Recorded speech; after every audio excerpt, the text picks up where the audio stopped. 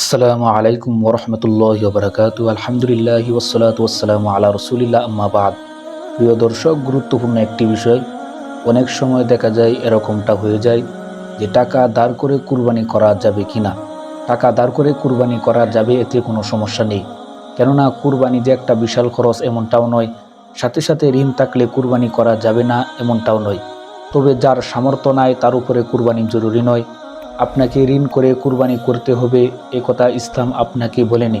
হ্যাঁ, আপনি যদি মনে করেন এই মুহূর্তে আপনার কাছে টাকা পয়সা নেই, তবে সহজেই তা দিতে পারবেন, তাহলে কুরবানি করতে পারেন। কারণ কুরবানি করা হয় শুধু নেকির জন্য, আল্লাহ তাআলা সন্তুষ্ট করার জন্য। যেমন আল্লাহ পাক রব্বুল আলামিন সূরাতুল আল হাজ আয়াত নম্বর ৩৪ আল্লাহ পাক রব্বুল আলামিন বলেন, ওয়ালিকুল্লি উম্মাতিন জাআলনা মানসাকান। আল্লাহ পাক রব্বুল আলামিন বলেন, আমি প্রত্যেকটা সম্প্রদায়ের জন্য কুরবানি ব্যবস্থা করেছি।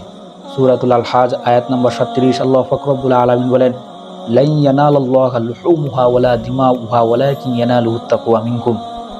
যে আমি নিশ্চয়ই তোমাদের গোশত, তোমাদের কুরবানি রক্ত আমার নিকট পৌঁছে না, অবশ্যই পৌঁছে তোমাদের তাকওয়া ও পরহেজগারিতা। যার তাকওয়া ও পরহেজগারিতা ভালো, টাকা পয়সা হালাল, সে কুরবানির নেকি পাবে।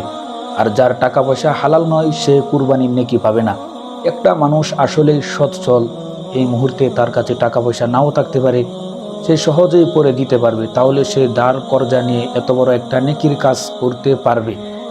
এত বড় নেকির কাজ থেকে বঞ্চিত থাকার চেয়ে ধার কর্জা নিয়ে কুরবানি করা ভালো, তবে এটা উত্তম নয়। আল্লাহ পাক রব্বুল আলামিন সবাইকে কুরবানি করার তৌফিক দান করেন। ওমা তৌফিক